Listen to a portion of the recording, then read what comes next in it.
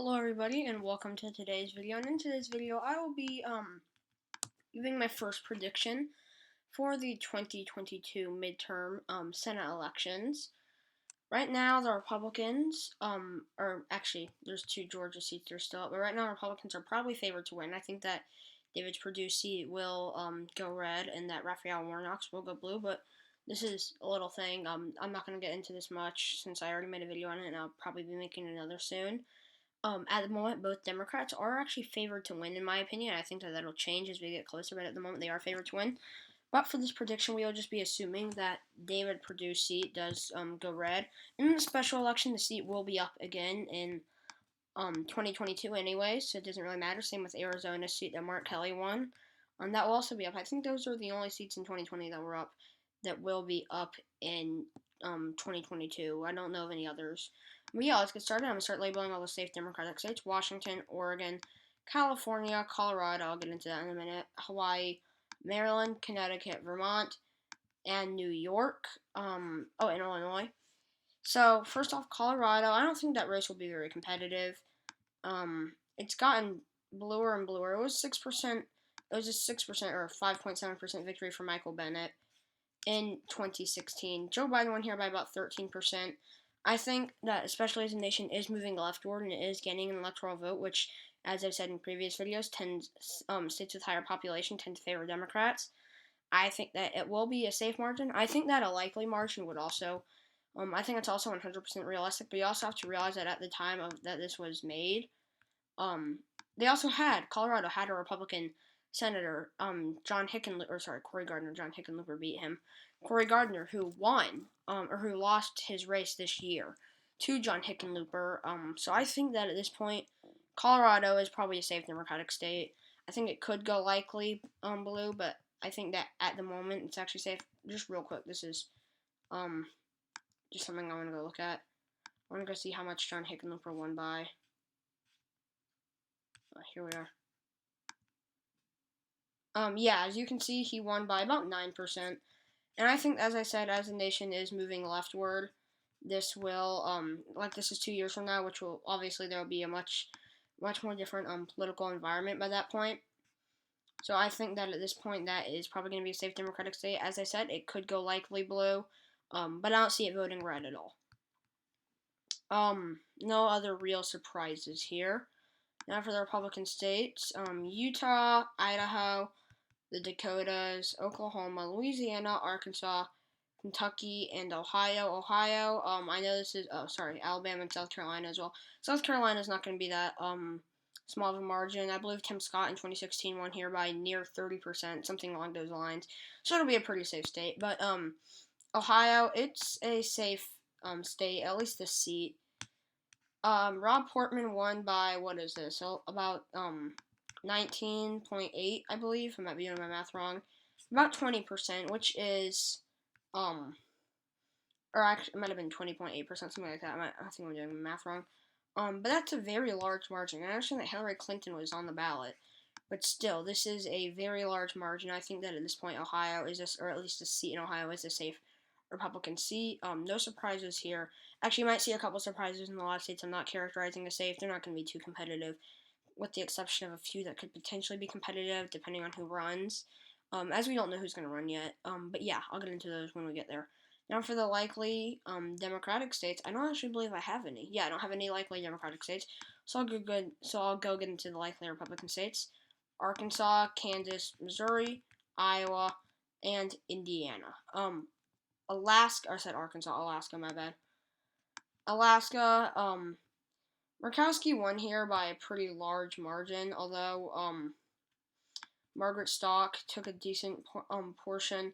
As well, as you can see, there were a lot of candidates, as you can see, that took large, portions of the vote away from each other. Joe Miller actually got second place, then Margaret Stock, and then, Ray Metcalf, I don't know how that's pronounced, but, she did win here by quite a bit, but I think that as they passed I forgot what it's called, ranked tier voting or whatever. I don't remember what it's called. Ranked choice voting, that's what it's called. That's my bad.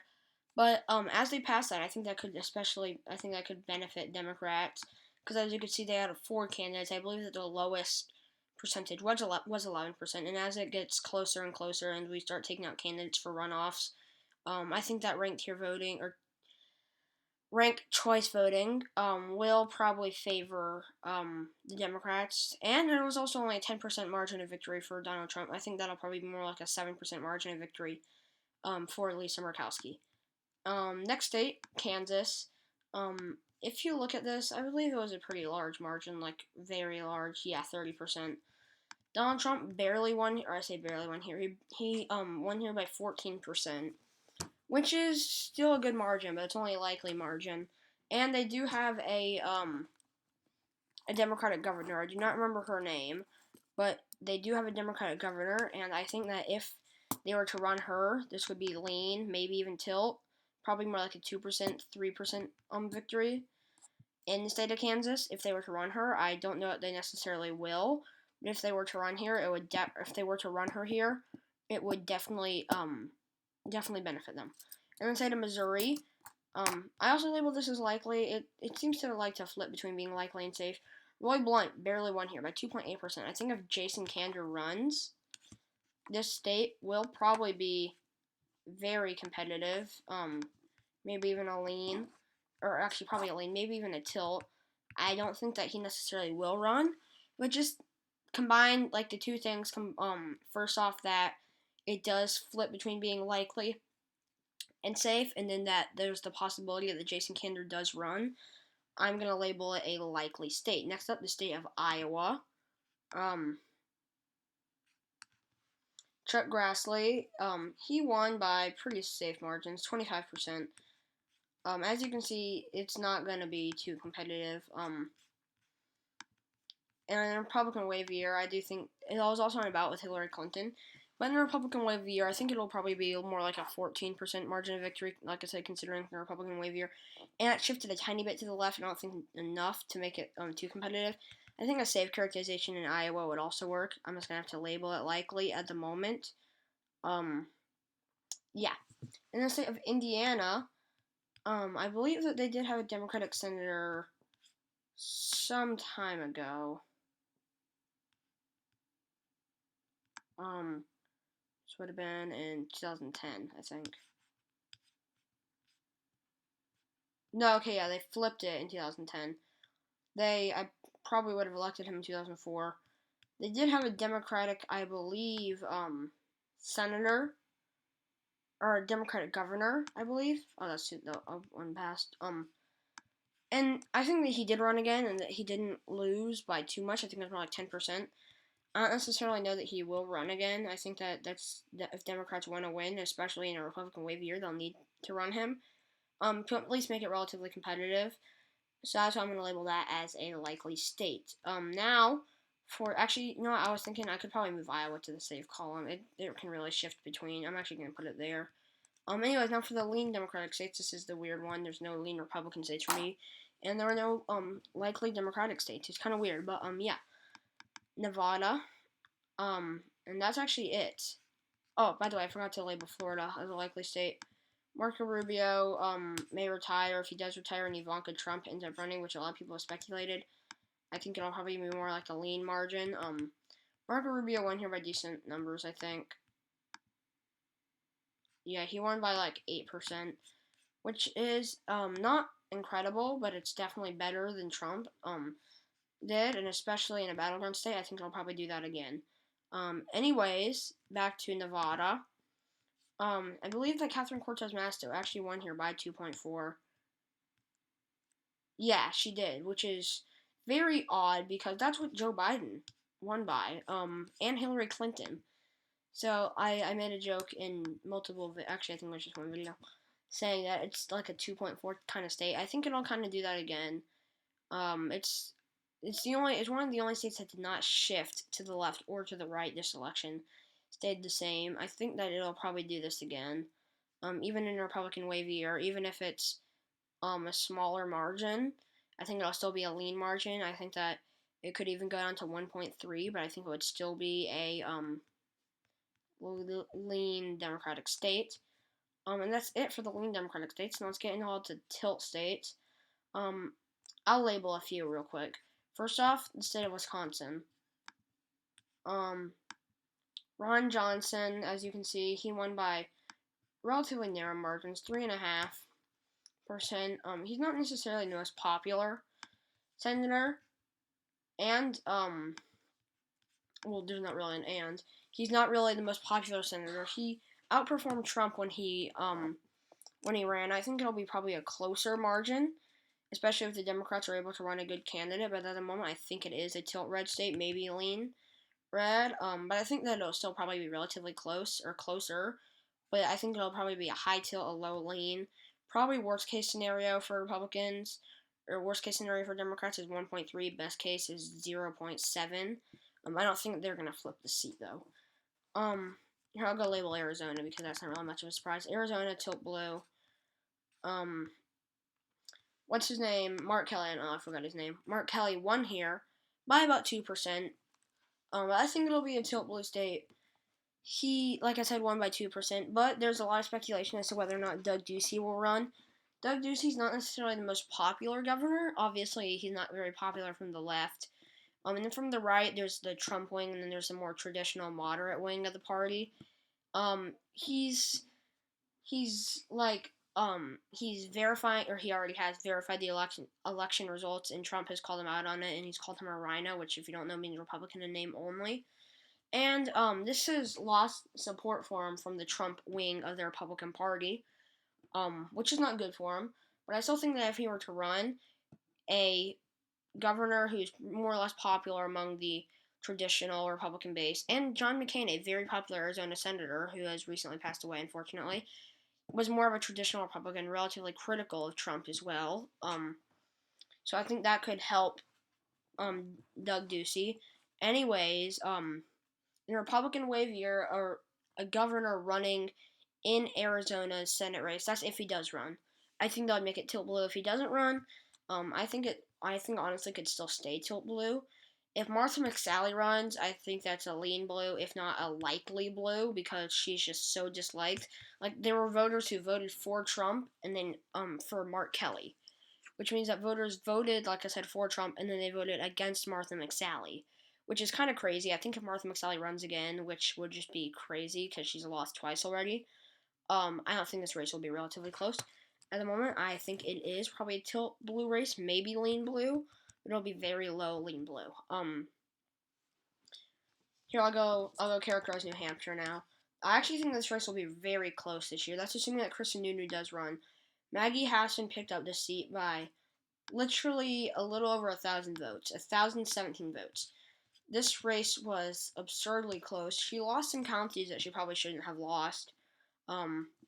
There's only typically like 2, maybe 3 counties in New Hampshire that do vote red, and she lost a lot of counties. She always has very tight races, and I think that will be a tilt blue race.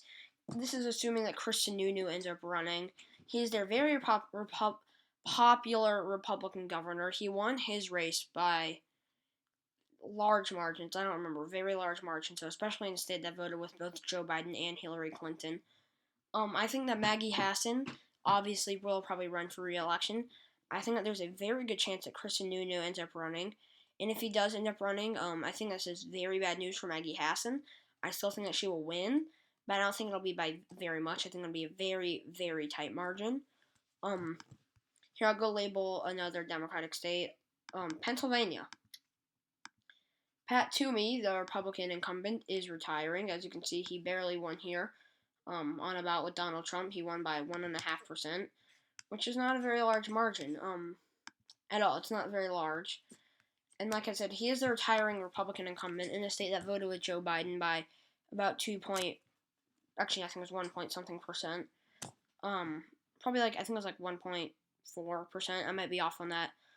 But I don't think that helps the Republican Party at all.